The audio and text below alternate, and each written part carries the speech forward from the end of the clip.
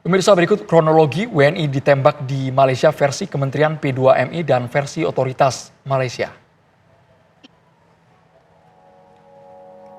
Berikut adalah kronologi WNI ditembak di Malaysia berdasarkan versi Kementerian P2MI, yaitu insiden penembakan terjadi di perairan Tanjung Ru, Malaysia pada Jumat 24 Januari sekitar pukul 3 dini hari waktu Malaysia. 1 orang dilaporkan meninggal dunia, sementara 4 lainnya mengalami luka-luka. Sementara itu, kronologi versi otoritas Malaysia menyatakan konflik bermula ketika kapal WNI diduga menabrak kapal patroli Agensi Penguatkuasaan Maritim Malaysia atau APMM. Direktur Maritim Selangor menerima laporan tersebut bahwa sebuah kapal terdampar di Laut Barat Daya Pulau Keri. 2 orang WNI berada di kapal tersebut, 1 korban tewas di tempat, 1 korban luka dikirim ke Rumah Sakit Kelang, 3 korban luka lainnya dirawat di Rumah Sakit Sultan Idris Shah di Serdang.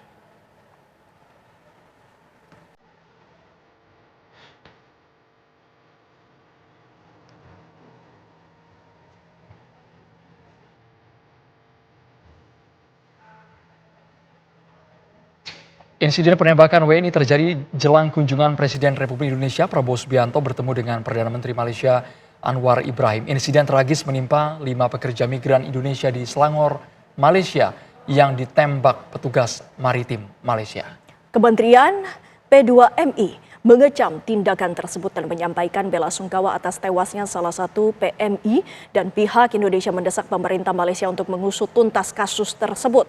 Pemirsa, untuk membahasnya kita sudah bersama sejumlah narasumber. Ada di studio bersama Dina Prapto Rahaja selaku pakar hubungan internasional. Selamat petang, Bu. Dan juga telah bersambung bersama kami juga Dave Laksono selaku anggota Komisi 1 DPR RI. Selamat petang, Bang Dave. Bang Dave, langsung saja kami ingin mengetahui apa saja informasi terbaru yang telah didapat oleh pihak DPR, Bang Dave.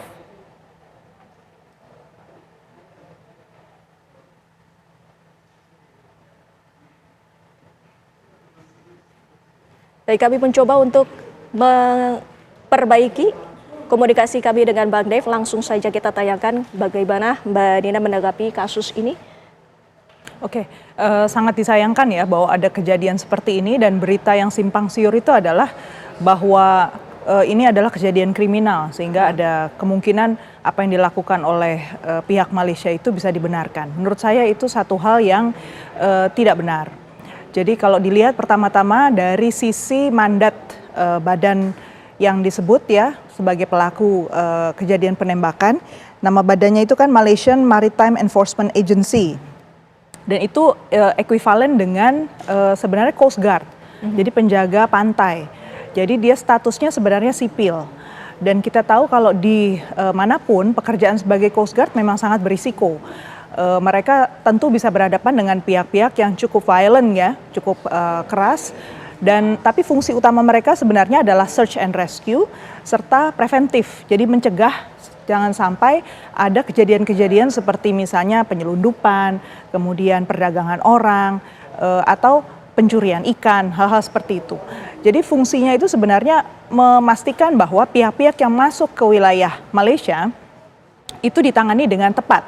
Kalau ada pelanggaran atau apapun, bukan dia yang punya tugas untuk menindak. Karena statusnya tadi sipil, dia menginduknya kepada Kementerian Dalam Negeri di Malaysia. Itu harus dipahami betul posisinya. Jadi pasti ada satu kesalahan prosedur yang telah terjadi di pihak Malaysia sehingga terjadi penggunaan kekerasan yang luar biasa sehingga fatal akibatnya. Bu Dina, dari pemberitaan di Malaysia, mereka menyatakan bahwa terpaksa menembak karena ada perlawanan dari para PMI yang ada di kapal tersebut dengan menggunakan senjata tajam, dan mereka akhirnya melakukan penembakan. Apakah itu dibolehkan sebagai maritim Malaysia secara SOP-nya, Ibu? Nah, kalau kejadian-kejadian kekerasan tadi saya katakan itu bukan hal yang luar biasa sebenarnya. Bahkan Coast Guard di Indonesia pun bisa bercerita pasti bahwa penggunaan kekerasan untuk melawan balik itu hanya bisa dibenarkan jika untuk tujuan melumpuhkan. Jadi bukan untuk mematikan. Karena apa? Bisa jadi pelakunya itu atau siapapun yang dianggap sebagai pelaku masuk ke wilayah Malaysia itu bukan orang Malaysia. Jadi statusnya tidak bisa kemudian tanpa pengadilan kemudian disangka sebagai pelaku. Jadi itu hal yang SOP-nya itu harus betul-betul dipatuhi sebenarnya. Jadi paham tentu kejadian ini katanya jam 3 pagi gitu ya. Nah makanya itu sebabnya kita betul-betul perlu sebagai bagian dari warga negara Indonesia meminta bahwa pemerintah Indonesia tegas meminta investigasi apa sebenarnya yang terjadi. Jangan sampai ini dianggap hanya sebagai kejadian biasa ya, yang kemudian bisa ditoleransi. Karena memang Malaysia itu kan negara tujuan kerja Indonesia nomor 2 terbesar sesudah Taiwan, kemudian Malaysia. Nah problemnya dengan Malaysia adalah wilayah batas laut kita ini sangat terbuka lebar. Jadi pergerakan manusia itu sebenarnya banyak opsi-opsi jalurnya ya. Dan kita udah tahu bersama lah puluhan tahun kita negosiasi dengan Malaysia sehingga masalah hukum saja itu tidak bisa diterapkan atau pendekatan hukum tidak bisa digunakan sepenuhnya saja untuk masalah-masalah ketenaga kerjaan, tapi harus ada pendekatan diplomasi juga. Dan ini adalah tindakan yang harus diambil oleh pemerintah. Dan pemirsa, kami juga akan memberikan pernyataan dari Kementerian Luar Negeri melalui Direktur Perlindungan WNI Judah Nugraha menyampaikan saat ini sudah mengirimkan nota diplomatik ke Malaysia untuk meminta penyelidikan mendalam mengenai kasus ini. Yuda juga menegaskan masalah pekerja migran menjadi salah satu yang dibahas dalam pertemuan Prabowo Subianto dengan Anwar Ibrahim. Ya, kita memahami sudah menjadi kedaulatan Malaysia untuk melakukan penegakan hukum. Namun di sisi lain tentunya kita juga menyesalkan bahwa insiden ini akhirnya menimbulkan jatuhnya korban jiwa dan juga 4 mengalami luka-luka tembak. Nah untuk itu KBRI Kuala Lumpur telah mengirimkan nota diplomatik kepada pihak Malaysia ya, untuk meminta ya, pertama tentunya menyesalkan adanya jatuhnya korban dan kemudian kita juga mendorong diberikannya segera akses ke konsuleran untuk bertemu dengan warga negara kita. Dan yang ketiga, kita juga mendorong dilakukannya investigasi secara menyeluruh terhadap peristiwa ini. Termasuk apakah tembakan yang dilakukan oleh aparat APMM itu sudah sesuai prosedur, ataukah kemungkinan adanya excessive use of force, penggunaan kekuatan yang berlebihan itu terjadi dalam peristiwa ini. Baik, Pak Yuda, apakah sebelumnya dari informasi awal ini diinfokan begitu waktu penyerangan dari pihak WNI-nya sendiri apakah menggunakan senjata tajam, Pak? Ya, berdasarkan keterangan yang disampaikan oleh PDRM, WNI melakukan penyerangan dengan menggunakan parang. Baik.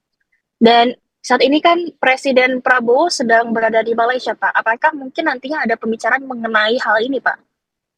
Ya, pertemuan tentu masih berlangsung pada hari ini. Ya.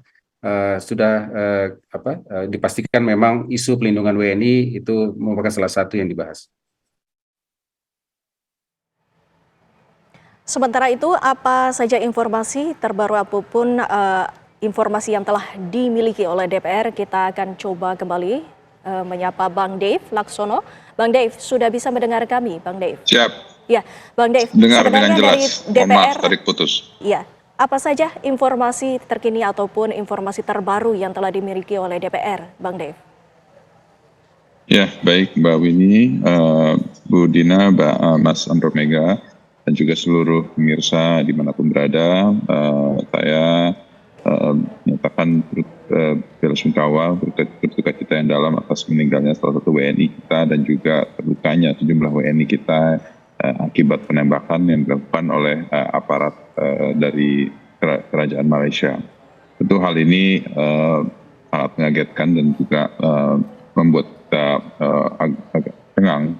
Kenapa pada saat Pak Prabowo sedang ada kunjungan ke sana, ada insiden warga kita ditembak, warga kita yang tidak bersenjata, akan tapi dituduh mereka itu mengancam keselamatan para petugas sipil hingga akhirnya mereka melakukan pembelaan diri dan akhirnya terbunuh lah. Nah, inilah yang harus dipertegas dan diperjelas dan juga harus dipastikan melalui kesaksian yang berlapis dan juga ada tim investigatif yang secara independen memeriksa kebenarannya, memeriksa seluruh pihak yang terkait, baik dari aparat dari Malaysia, para nelayan kita, dan maka itu tidak boleh lagi dihalang-halangi dari KBRI untuk menemui nelayan kita, karena mereka adalah warga Indonesia yang merupakan tugas tanggung jawab daripada kedutaan untuk melakukan perlindungan. Nah, maka itu sudah merupakan hak daripada warga kita ya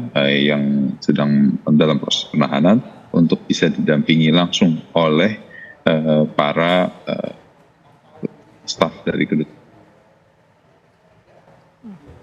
Bang Dev, seperti kita terputus dengan Bang Dev. Kita langsung ke Ibu Dina. Tadi dari Kementerian Luar Negeri menegaskan sudah mengirimkan nota diplomatik untuk mengusut kasus ini. Apakah ada instrumen lainnya yang bisa digunakan oleh pemerintah Indonesia agar ini betul-betul tuntas, Ibu? Seperti saya sampaikan tadi di awal, kasus penembakan ini sebenarnya menurut saya excessive use of force ya. Karena tidak proporsional, walaupun tadi dikatakan orang-orang itu membawa atau mengancam ya karena membawa parang, tapi parang kemudian dibalas dengan senjata api itu jelas-jelas tidak seharusnya. Kemudian yang kedua, kalau kita bicara soal instrumen, kembali ke pertanyaan Anda ya, instrumen untuk kejadian ini, satu tentu pendampingan hukum. Itu menjadi hak warga negara Indonesia dimanapun mereka berada, termasuk ketika mereka berhadapan dengan masalah hukum. Katakanlah dia betul-betul kriminal sekalipun, dia tetap punya hak untuk diperlakukan sebagai warga negara Indonesia. Jadi bukan sebagai warga negara sesuai hukum Malaysia, bukan ya. Kemudian yang kedua, diplomatik, mekanisme diplomatik yang harusnya ditegakkan saat ini, juga pendekatan diplomatik di level kepala negara juga. Jadi saya dengar tadi kan Pak Prabowo baru saja menerima bintang kehormatan di Malaysia. Menurut saya itu satu momen penting dan ini 2 kali ya beliau datang ke Malaysia sejak dilantik sebagai Presiden RI. Berarti ada satu intensi dari pihak Malaysia untuk mendekatkan diri pada Indonesia. Jadi ini peluang penting sekali untuk pihak Indonesia juga menyampaikan hal-hal yang masih perlu diperbaiki, terutama di soal pekerja migran Indonesia. Kalau dilihat dari tanda-tanda yang tadi disampaikan, kesan saya ini bukan sekedar masalah pekerja migran ya, tetapi ada masalah tindak pidana perdagangan orang. Karena satu kapal bisa sampai 15 orang kan kabarnya, terus entah pada kemana itu orang-orang itu ya. Dan dalam studi-studi yang pernah saya lakukan sendiri dulu termasuk waktu BP2MI masih bentuknya badan ya, itu salah satu indikasi dari TPPO itu, dia nggak mungkin hanya dilakukan oleh satu pihak di Indonesia saja, tetapi juga ada pihak di Malaysia yang mengundang, menarik, dan memang ingin menjalani proses yang sifatnya tanpa dokumen resmi, supaya bisa menekan harga untuk pekerja. Jadi nggak perlu bayar biaya agensi gitu ya. Jalur ilegal maksudnya? Betul, tanpa dokumen-dokumen resmi. Nah, dan sehingga akibatnya Anda bisa bayangkan ketika orang-orang ini mau keluar dari Malaysia pun untuk pulang, itu biasanya juga nggak bawa dokumen kan, ya, dia nggak bisa menunjukkan dokumen exitnya juga seperti apa. Jadi kita harus sama-sama memahami kompleksitas dari kasus tindak pidana perdagangan orang ini. Jadi sekali lagi seringkali kita terlalu simplifikasi mengatakan ini masalah kriminal, kemudian masalah tenaga kerja. Padahal sudah sangat sering kita lihat indikasinya itu sebenarnya tindak pidana perdagangan orang dan pihak Malaysia masih sulit menerima kenyataan ini.